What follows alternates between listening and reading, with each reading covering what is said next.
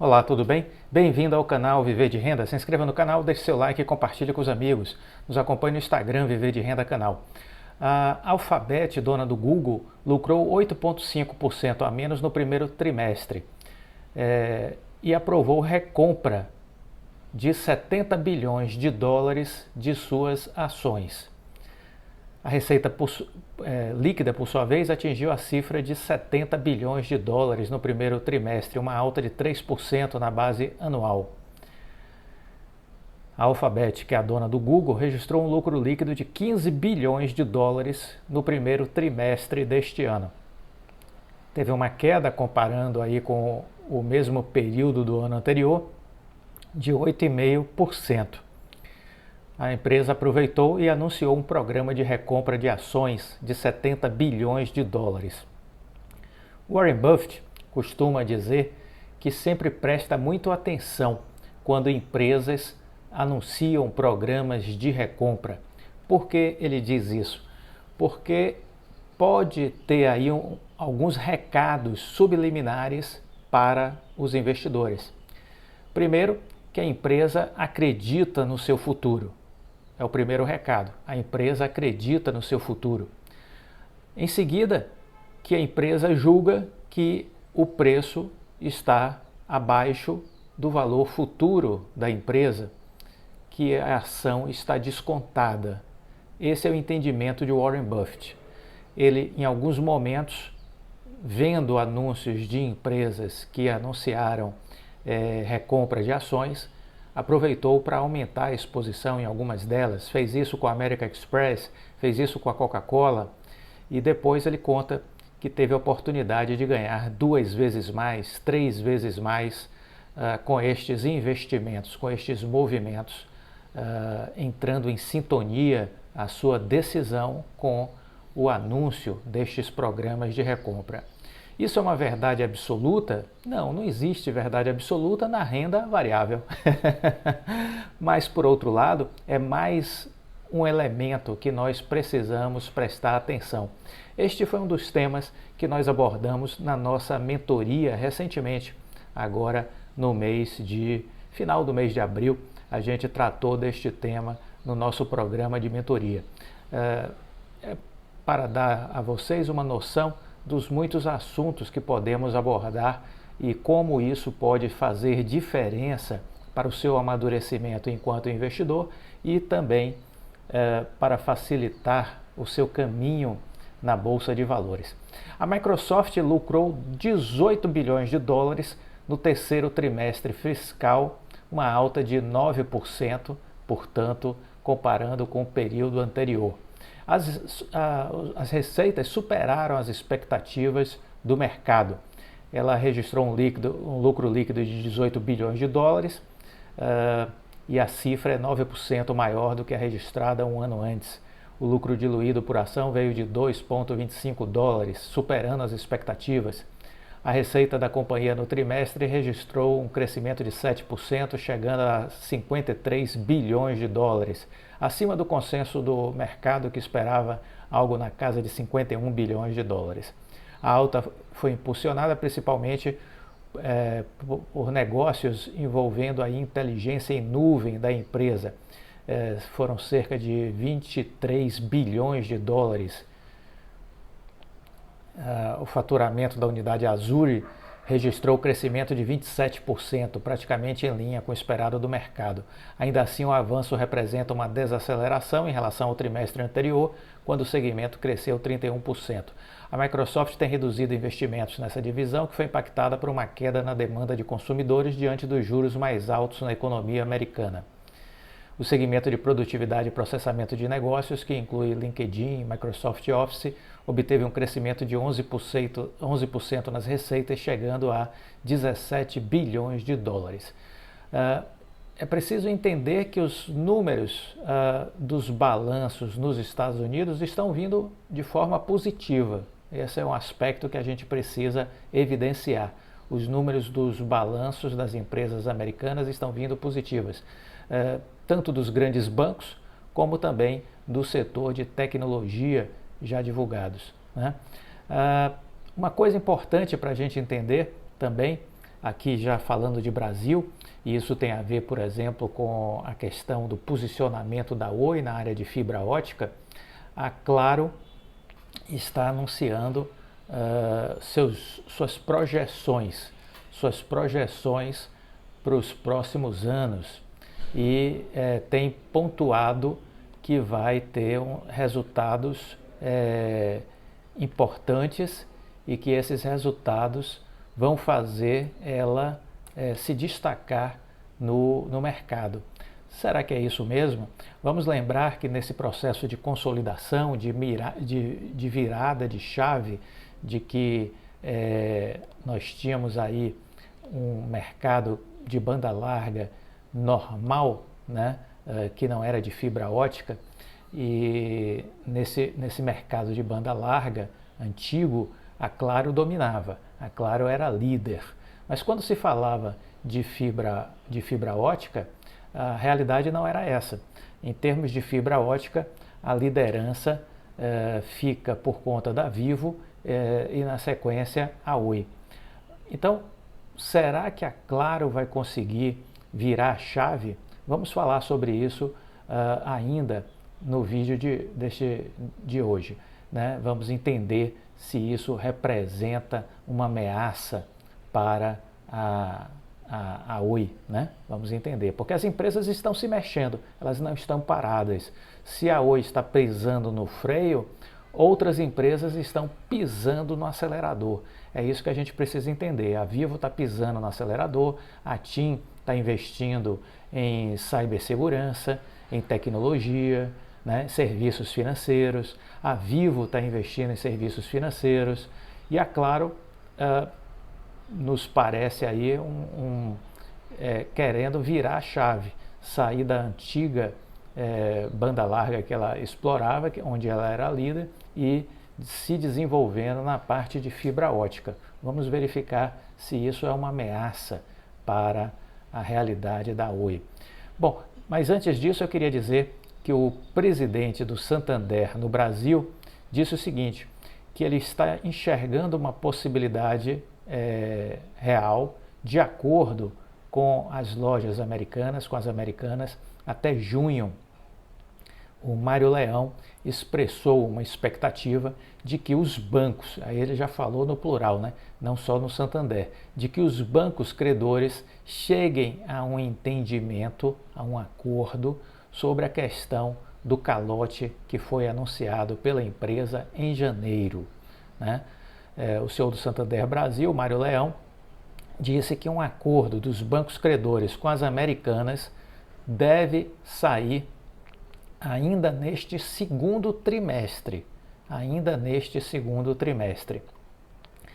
A Americanas deve cerca de 3,7 bi ao Santander, que provisionou metade desse valor, sendo 30% no balanço do quarto TRI de 2022.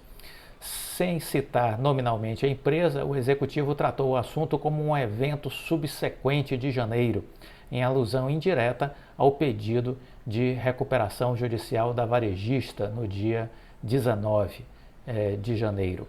A política do setor bancário é evitar comentar publicamente casos específicos envolvendo clientes. Ao ser questionado pela Bloomberg se esperava ver um acordo para o caso fechado neste trimestre, ele respondeu: espero que sim.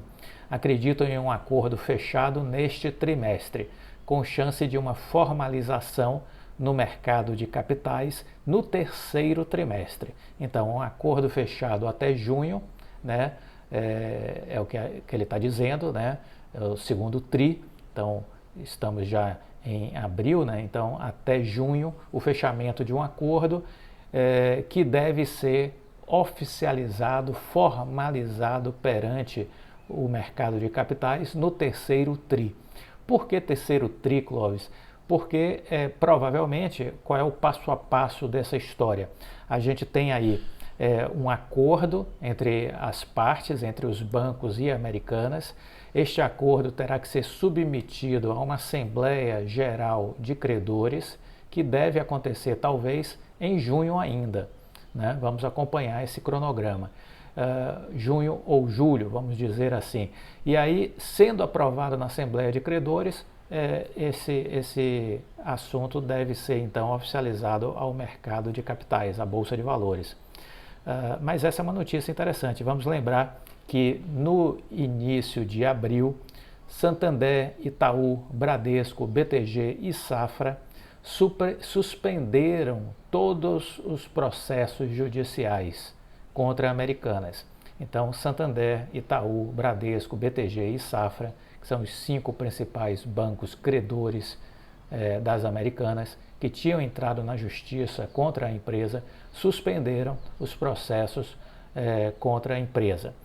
Isso era uma das condições previstas no plano de reestruturação que a empresa apresentou no mês passado, visando ao fechamento de um acordo.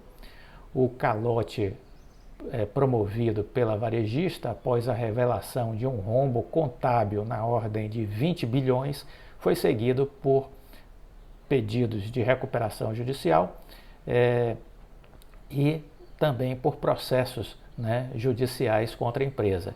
Então, vamos dizer assim que entendemos que este é um ato de boa vontade dos bancos que sinalizam a busca efetiva de um acordo. A busca efetiva de um acordo. Olha, o Bradesco BBI reduziu a sua exposição com relação ao Brasil, mas segue otimista. Assim como o Bank of America e o JP Morgan, o Bradesco BBI manteve a sua visão acima da média de mercado, o que equivale à compra, considerando o Brasil, dentro de sua carteira estratégica para a América Latina, ainda que tenha feito uma redução ligeira em sua exposição. Nesse balanceamento de carteira do Bradesco BBI, ele acabou elevando o Chile de neutro para overweight, que também equivale à compra.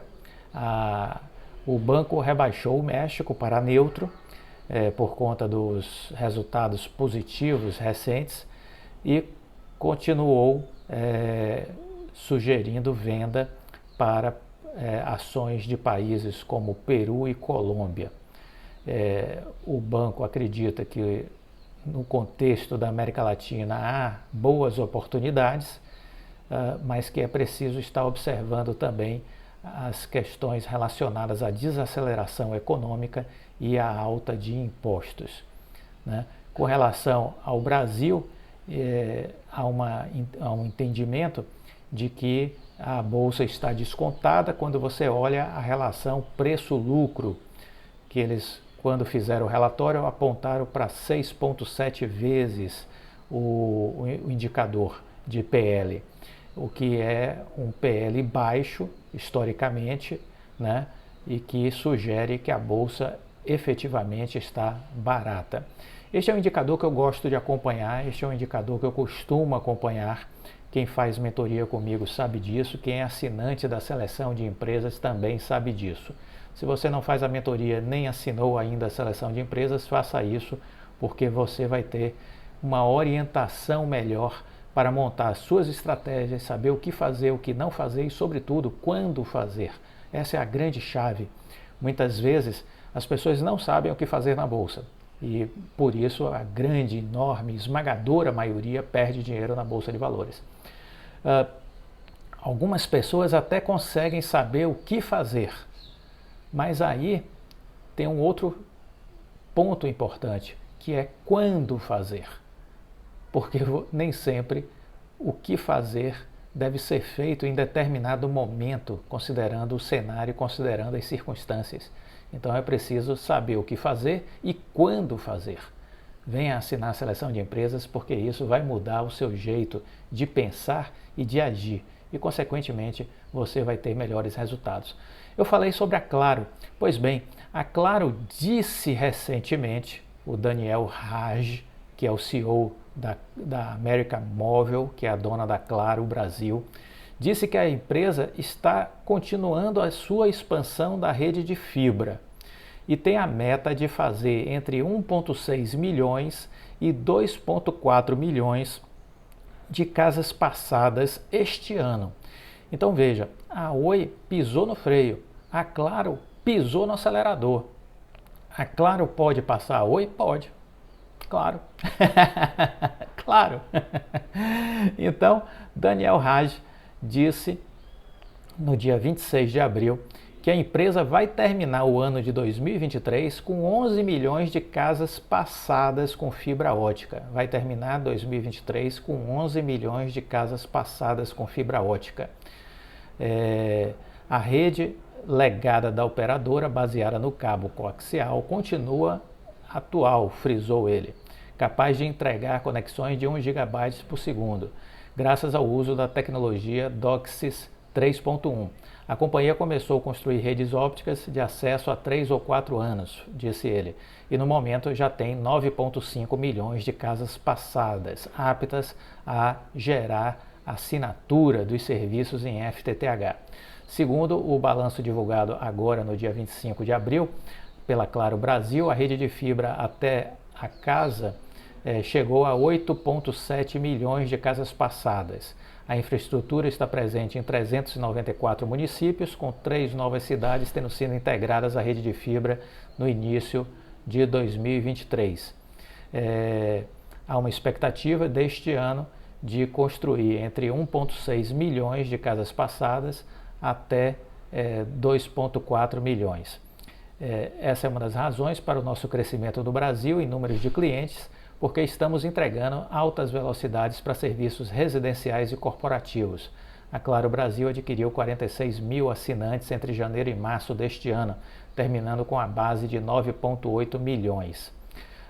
Então, o que nós estamos enxergando aí? Estamos enxergando uma empresa acelerando, num momento em que a Oi está pisando no freio.